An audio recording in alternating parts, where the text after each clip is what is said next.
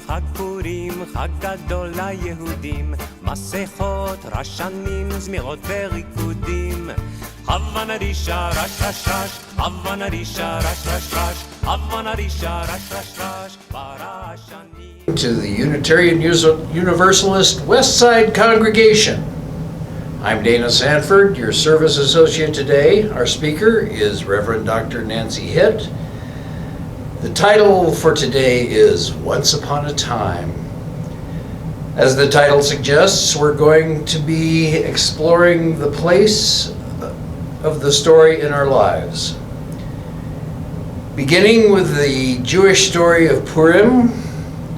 Purim is an ancient story that has become a holiday complete with pageantry and plays. This year, Purim was celebrated this past week from sunset on Thursday, February 25th, through Friday, February 26th. Spoiler alert, there will be some live drama here today. Our program is founded on Principle 4, a free and responsible search for truth and meaning. We hope you find new dimensions of both truth and meaning in this ancient story. Here are just a few announcements for today. If you are interested in helping to catalog and store the books we have received for the free little library, or little free library, whichever you choose, project, please email Reverend Nancy and let her know you're interested. She will be setting up as many sessions as are necessary. Rio, the dog, needs your old newspapers. The good news is that the puppy is settling into her home. She's less anxious after some good veterinary medical intervention and is sweetly affectionate with her owner. They will both appreciate your newspaper donation. It can be left in the bin under the pergola outside the social hall door. Please remember to put the bricks back in place so the wind doesn't blow it around. Next Sunday, March 7th, is our donation day for Storehouse West. The building will be staffed from 11 to 1 so that you can drop off your donations of canned or dry goods along with your plastic grocery bags. Storehouse West reuses them for the groceries they hand out. It is a sad fact that as the pandemic continues, the need for food support increases. Please wear your mask and remember that we are staffed for drop-off only. Even if you've had your vaccination, we are still not gathering or socializing on site. Thank you. Please join me now in the words of our chalice lighting as they appear on your screen. If you have a chalice or candle at home, please join me now in the words of our chalice lighting as they appear on your screen. If you have a chalice or candle at home, draw it closer to you now. Our flame leaps to life, illuminating new stories in the world around us. May we see clearly and respond lovingly by its light. Shalom and blessed be. Please join me now in affirming our aspirations together. Life is a gift. We gather in community to celebrate the glories and the mysteries of this great gift. In the light of truth and in the warmth of love, we gather to seek, to sustain, and to share. Love is the doctrine of this congregation. The quest for truth is our sacrament, and service is our prayer. We dwell together in peace, to seek knowledge and freedom, to serve others in community, to the end that all souls grow into harmony with creation. Thus do we covenant with one another. Shalom. I invite you now to join me in a moment for centering. Sit comfortably in your seat, relaxed but upright. Uncross your ankles, knees, wrists, and turn your attention to your breathing. Set aside distractions and settle into the rhythm of your breath. Breathe fully and deeply, filling yourself with air. Breathe out through your nose until you are empty, inhaling and exhaling, breathing in and out. Rest in the rhythm of your breath. In your mind's eye, envision a time when someone read you a story. Perhaps a parent, a teacher, an older brother or sister, perhaps a grandparent. Make note of where you are and who you are with. If it comes to you, make note of what story is being read to you. Let yourself rest in this nurturing experience, relaxed, embraced by the story, the sound of the words in your ear, and then bring this mental picture back, beginning now, returning your focus to your breathing, in and out, and in and out. And when you are ready, open your eyes. Shalom. When we gather in community, we often choose to share our joys and concerns. Our joys are shared and celebrated. Our concerns are supported by our network of fellowship. As we share with each other today, we will light a white candle for each joy and concern. We will conclude by lighting a final candle for all that remains unspoken. You may light any personal candles at any time. We light a candle of joy today for Bram's return to her role as animal minister in our service. It is fantastic that she no longer suffers from chronic pain. We also light a candle of joy for the opportunity that suddenly presented itself last weekend. 4 of us were able to attend a program on the history of racism in New Mexico, sponsored by First Congregational Church in Albuquerque. We will be following up on this in the future. We light a candle of concern for the ongoing effect of the pandemic around the world, for those who are sick, for those who are recovering, for those who are grieving the loss of those they love. We hold concern and hope for a brighter future. We light a candle of concern for all of the school children still struggling to make sense of online classrooms.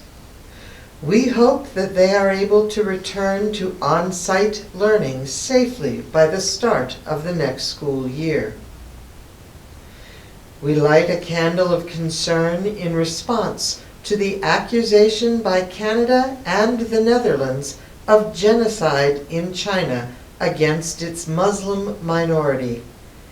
May the naming of this evil from international sources stimulate a just and equitable response. We light this final white candle for all that remains unspoken within our hearts and minds. Shalom. We light this red candle in support of the victims of racial violence. We light it as a witness to their pain. We light it in honor of their life. We light it as testimony to the need for justice and equity among all people. Shalom and blessed be. Hi, I'm back with bells on. Today, perhaps more than ever before, people are longing for connection. People are adopting animals by the hundreds, longing to find companionship and love in the midst of their busy, challenging lives. Being an animal guardian means that we are fully responsible for the life of another. Like an infant, our animals are almost completely dependent on us for their food, shelter, and well-being. Now this is about a dog, and it's called Doorbell. That was the doorbell. Someone rang the doorbell. Someone's at the door. I can hear them at the door. I can't wait to see who's at the door. Oh, please let me see who's at the door. Why are you taking me away from the door? Why am I being put in this room, away from the door? Oh, magical, mysterious person who rang our doorbell, one day we shall meet. Welcome to our story for all ages today. We are going to be reading a story about two queens, Vashti and Esther. Their story is the story of the Jewish holiday of Purim, which was this past week. Purim is celebrated by putting on plays and acting out the story behind it.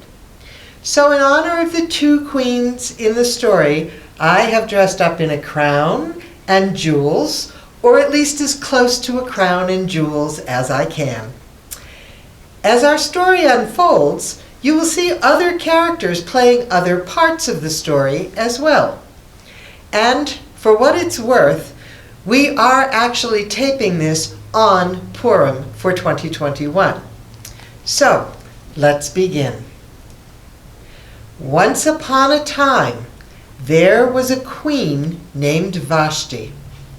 The king was a man named Xerxes, and he ruled over a country called Persia.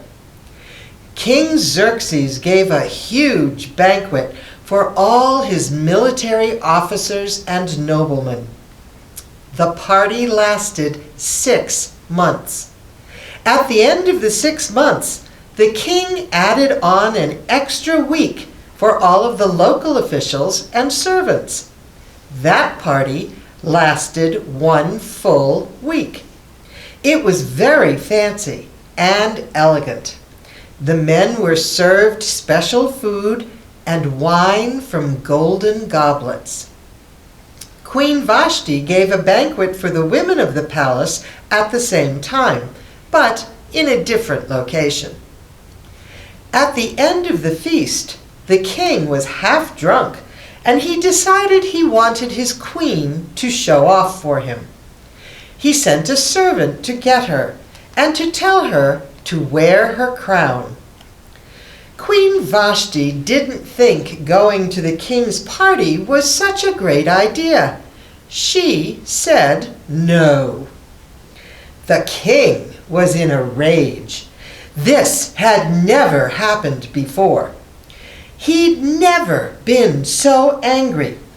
He called his advisors and asked them for advice. What should he do?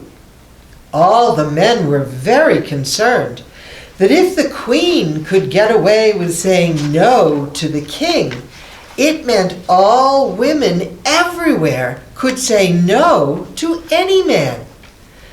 The advisors encouraged the king to banish Queen Vashti forever and to hold a contest to find a new queen who would be better than the old one, a new queen who was beautiful and obedient to her king.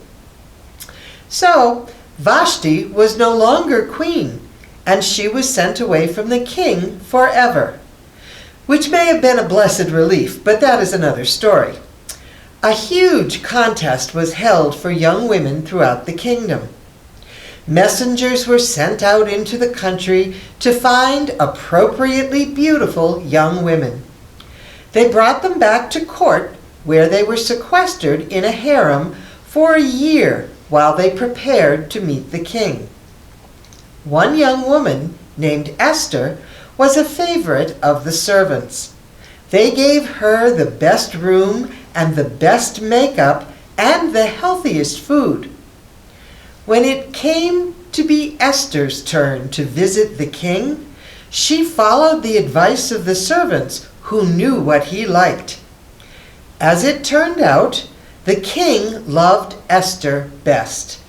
He put the queen's crown on her head and held a big banquet in her honor as the new queen. What the king did not know, nor did anyone else either, was that Esther was not Persian. Esther was a Jewess. She had been living with her uncle Mordecai since the death of her parents, and he had advised her to keep her identity to herself. Esther valued her uncle's advice, and she followed it. Mordecai was a man of honor. He had once overheard a plot to kill the king and got word to the king and saved him. As a result, the king thought highly of Mordecai, even though he did not know that Mordecai was Esther's uncle. Some time later, the king promoted a man named Haman to be his prime minister. Haman became the most powerful official in the empire next to the king. All the king's officials bowed down to Haman when they saw him pass by, except for Mordecai. Mordecai refused to bow down to Haman. Now, Haman knew that Mordecai was a Jew. He decided that he would kill all the Jews in Persia. Haman went to the king and told him that there was a race of people in his empire who refused to obey the king's law. "It would be good to get rid of these people," said Haman. In fact, Haman said that he would give 375 tons of silver to the king if the king would pass a law allowing Haman to have the Jews killed. The king told Haman to keep his money, but he also told him to go ahead and do what he wished with these unruly law-breaking people. Haman sent official letters to all the officials in all the cities and provinces of the empire, stating that all Jews, young and old, women and children, must be slaughtered on a single day, March 7th. The property of the murdered Jews could be kept by those who killed them. All the citizens of the empire were told that this was their duty. When Mordecai heard the decree, he was horrified. Queen Esther sent a servant to him out of concern for his well-being. The servant returned with the message that Mordecai was urging Queen Esther to go to the king and plead for her people.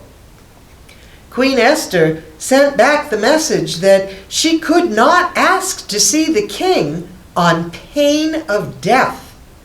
The king could ask for her to come to him, but she had no power to go to him.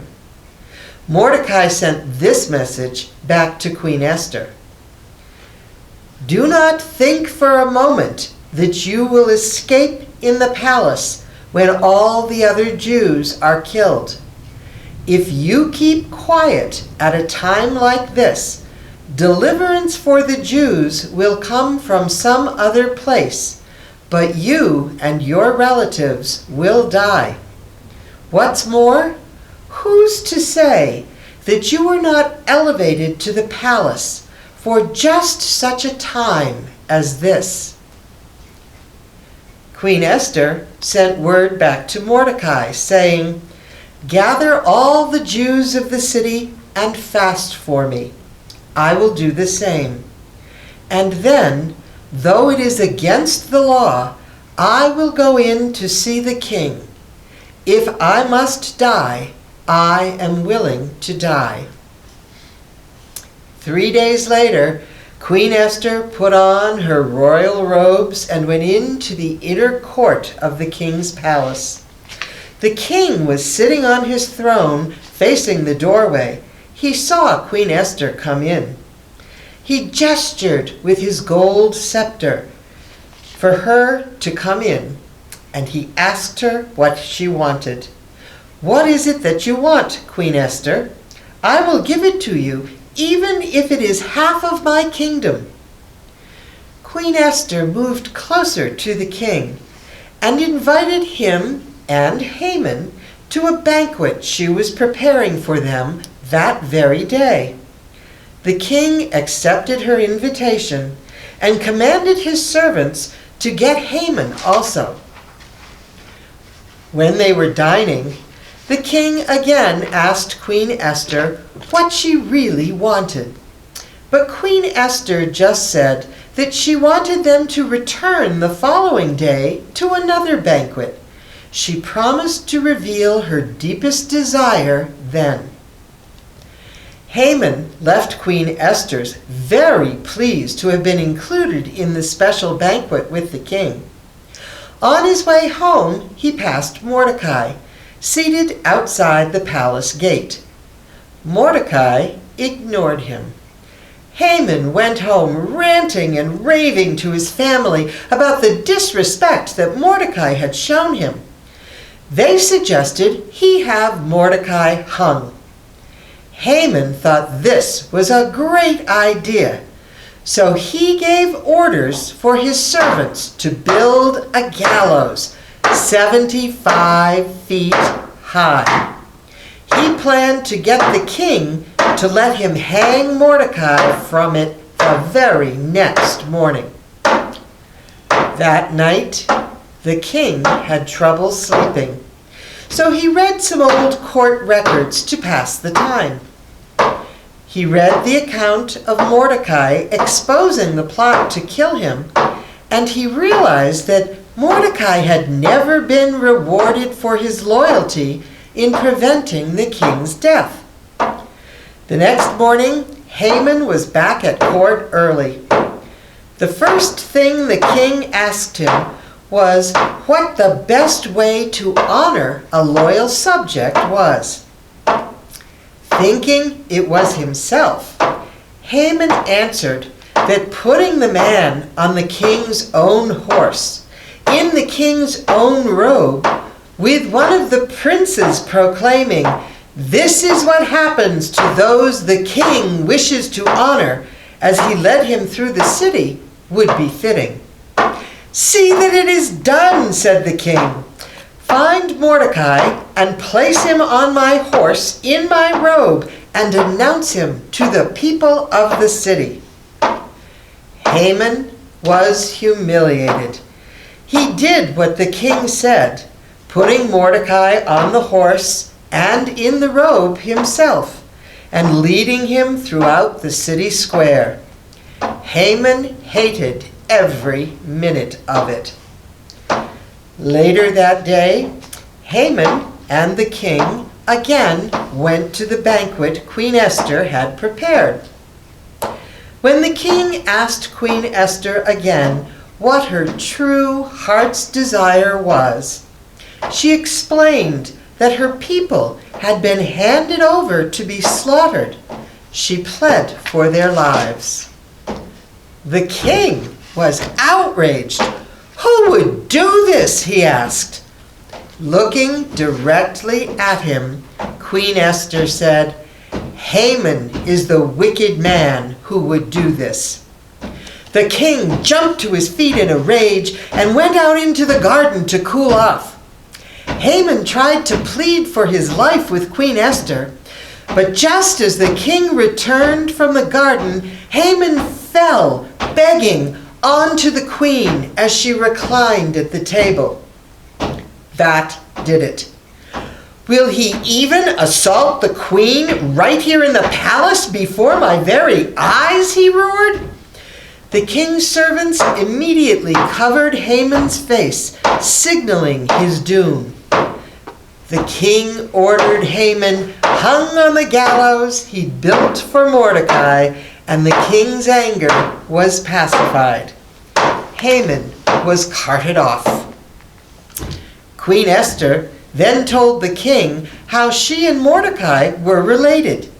The king gave his signet ring to Mordecai along with all of Haman's property.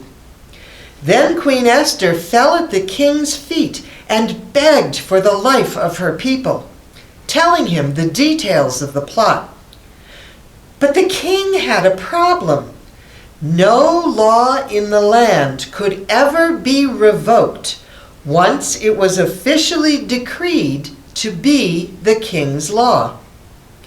The law mandating that the citizens of Persia kill all the Jews could not be revoked. So the king and his advisors came up with a plan.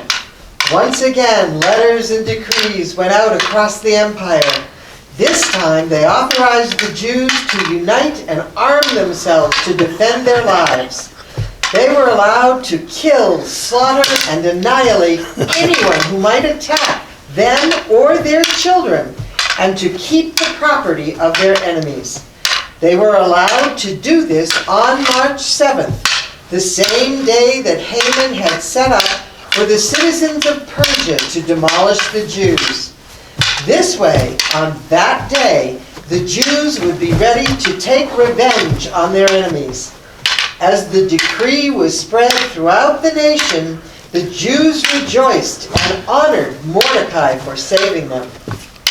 On March 7th, the Jews killed thousands of people that were their enemies. And Queen Esther asked the king to extend the time in which they were authorized to do battle for one more day to make sure they were safe. And he did. And Queen Esther asked the king to hang the bodies of Haman's 10 sons from the gallows Haman had built. And he did that too. Mordecai recorded these events and sent word to all the Jews near and far. He urged them to celebrate an annual festival for 2 days each year. The celebration was to be marked by feasting and gladness, and the giving of gifts to each other, and also gifts to the poor. It was a joyous celebration of deliverance.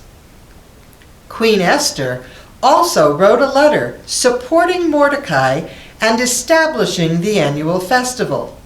They named it Purim, the Hebrew word for lots, because Haman and his allies had cast lots to choose the day to annihilate the Jews. The day the lots were cast for became a day of rejoicing instead of mourning.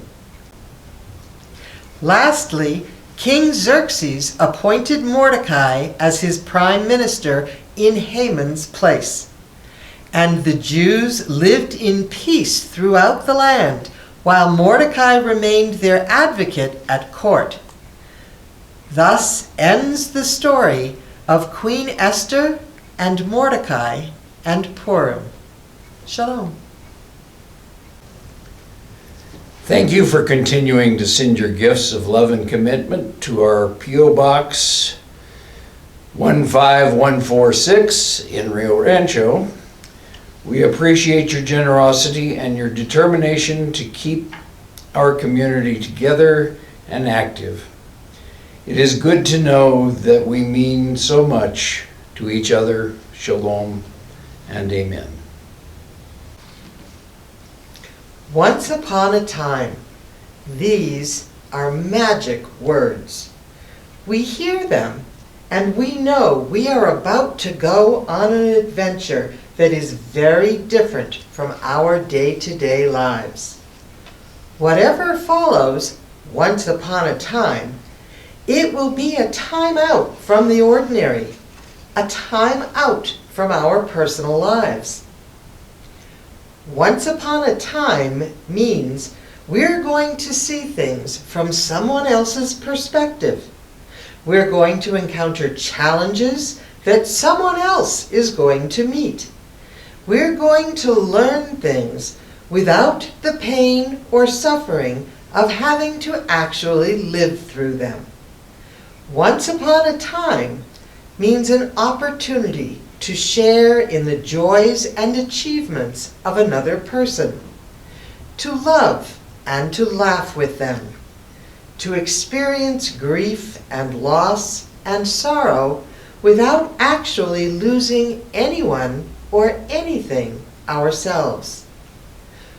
Once upon a time is an invitation to live vicariously in a totally appropriate way. Sometimes, once upon a time is an invitation to enter a newly created world of fantasy. Sometimes, like today, we are invited to an historical time not our own. Under the heading of Once Upon a Time, we are invited to become time travelers without moving from the cozy seat we're curled up in as we hear the story. To some extent, this is true of all stories. They are like time capsules that condense a lifetime of events into the few hours that it takes to read them. Story is integral to human life. All people tell stories, listen to stories, and many read and write them. They're not all alike. Some have superpower status as sacred stories. Others are designed to be entertaining. Still others are the embodiment of our daydreams, both glorious and mundane. There's pretty much nothing that can't be included in a story. Since the development of language and the discovery of fire, human beings have gathered round a campfire at night and told stories. Stories to settle their anxieties and keep themselves safe as they slept.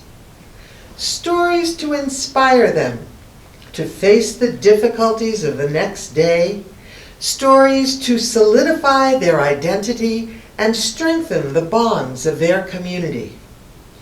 If the capacity to accomplish all of these things isn't magic, then I don't know what is. And since every person tells stories, from the very short, very literal story of the 2-year-old to the multi-volume and deeply profound series of culturally relevant award-winning adults, we are all practitioners of magic. Now, I know a few people who might take issue with that. They don't like magic because it's not rational.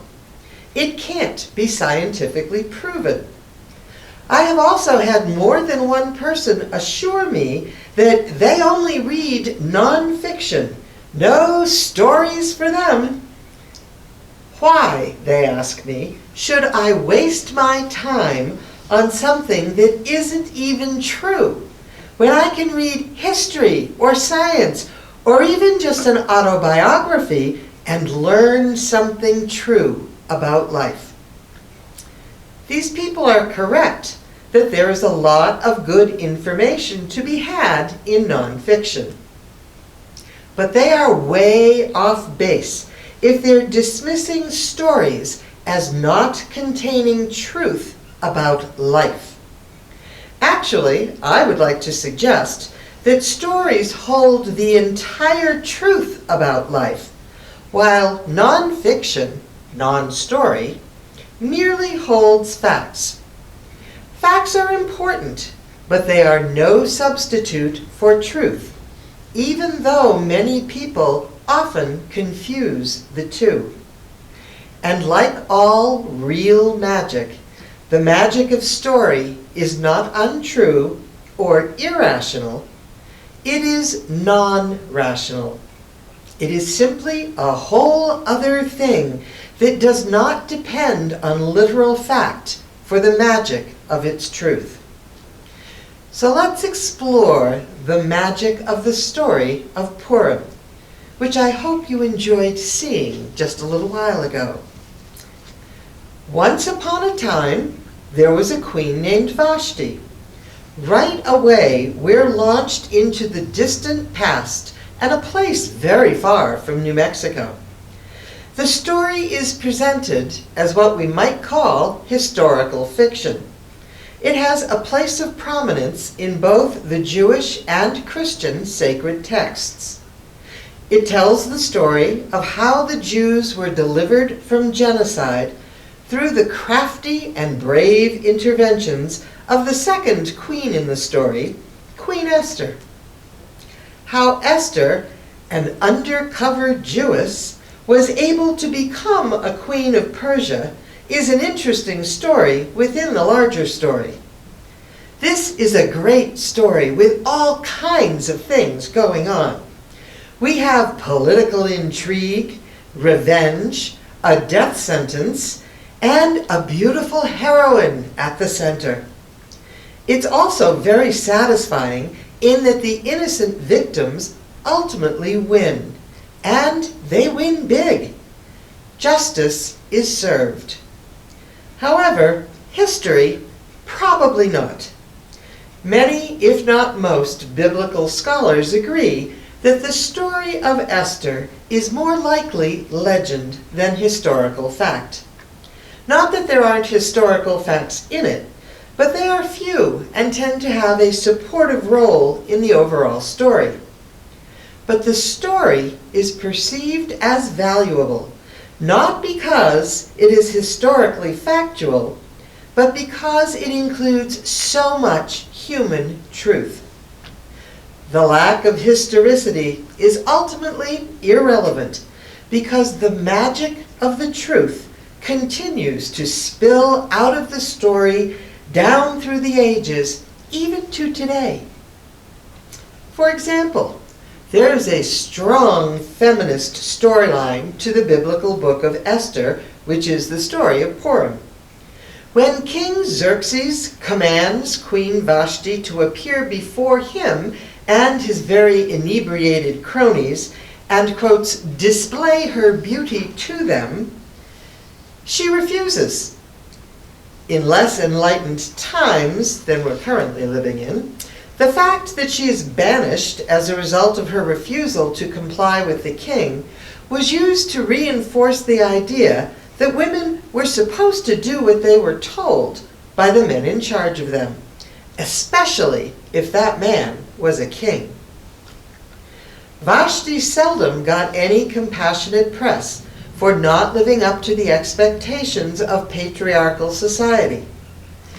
But what if you knew that the king was actually demanding that Vashti appear before his drunken guests naked, and that there were no other women present at all?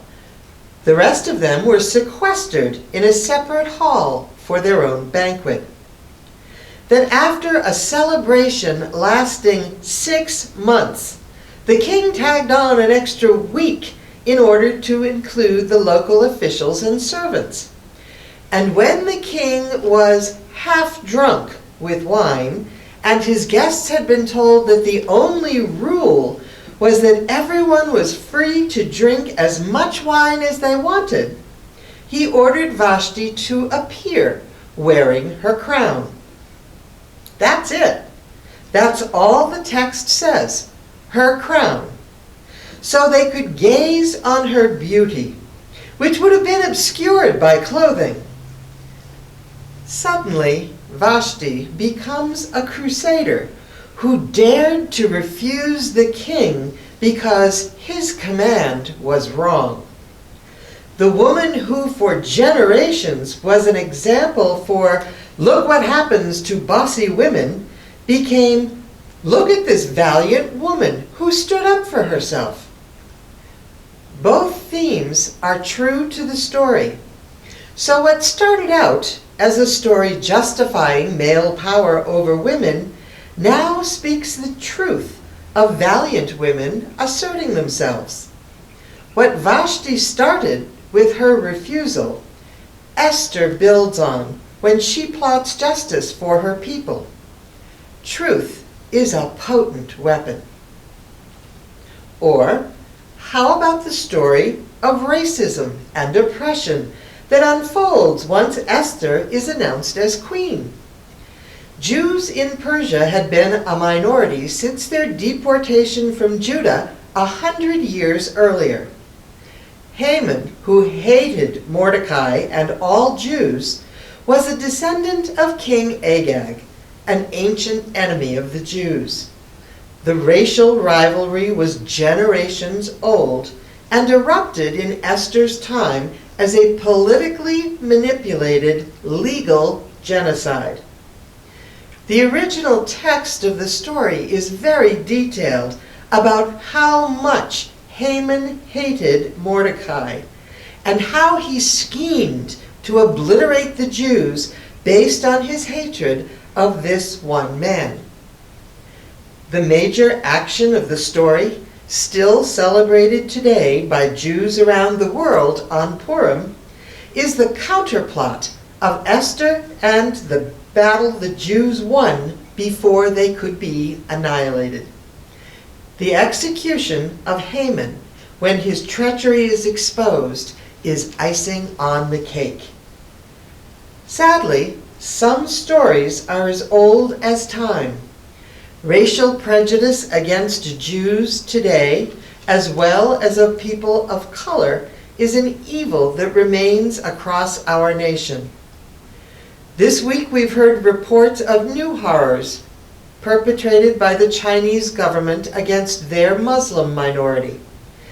Here is a true story of our human heritage that we are still trying to figure out how to end without bloodshed. The dynamics of interracial conflict and political intrigue that this legendary story reveals are true, factual or not. Or how about the mini-story of what is perhaps one of the first recorded beauty pageants in history? The king, having banished Vashti, misses her and needs a replacement. So candidates from throughout the countryside are recruited and housed in a harem and provided with beauty treatments for 12 months. Apparently it takes a lot of time to get beautiful in the ancient Near East, so that they can compete to see who will please the king. They chose special jewels and clothing to make them more attractive. and in an explicitly recorded expectation of sleeping their way to the top, Esther wins. She wins without revealing her Jewish status, which enables her to negotiate with the king later on. What truth does this offer us? Well, if we're willing to look at it, it shows us just how shallow we human beings are when it comes to female beauty. It also shows us how resourceful women have had to use that in order to get the real needs of real people met. I'd say it confronts us with quite a bit of truth and makes it clear that it is not individual women who can't be trusted not to take advantage of the patriarchal system, but rather it is the system that demands that women survive this way. And since beauty pageants of all sorts, from Miss Fried Chicken to Miss America, still occur, we still need this story to teach us. And lastly, I offer you this somewhat convoluted pun that sounds almost Buddhist, even though this is a Jewish story. I can't think of a better story to illustrate karma than that of Haman. The death he plots for Mordecai comes for him, and he is executed on the gallows that he ordered built. Again, in all likelihood, not a historical truth. But have you ever seen such a neat example of the truth that what goes around comes around? Seriously, this story ends with poetic justice at its best, and that's the truth. Like many stories that speak truth to people, this one has expanded from the words on the page to a day of celebration for the Jews. They celebrate the empowerment of their ancestors who avoided genocide through the intelligence and courage of people who were willing to do the right and necessary things even when it was extremely dangerous. Esther and Mordecai worked as a team, and they won. And all these generations later, there are now pageants every Purim in which noisemakers are used to drown out Haman's name every time it's spoken. There are special songs and special foods and a lot of joy in response to these ancient truths. And that is the magic of truth in this story, rooted in once upon a time. Shalom. Now, this service this morning was a trifle unorthodox, all puns intended. We had fun, and I hope you did too. We'd love to hear from you, either on our webpage or our Facebook page or our YouTube page, or you can email me directly if you prefer. We'd like to hear from you as to what works and what doesn't, what's meaningful and thought-provoking, and what isn't. To those of you who have offered us feedback in the past, we thank you. Please join me in extinguishing our chalice together as the words appear on your screen. The flame is gone, the smoke still rises. The story has ended, yet still we write on. Shalom.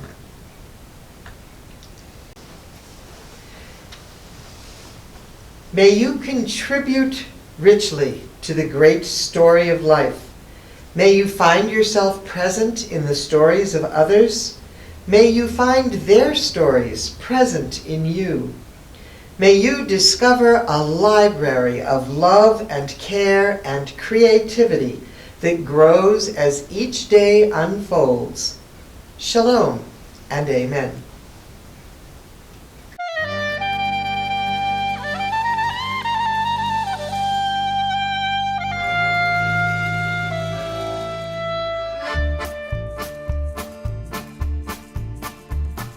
חג פורים, חג פורים, חג גדול ליהודים, מסכות, רשנים, זמירות וריקודים.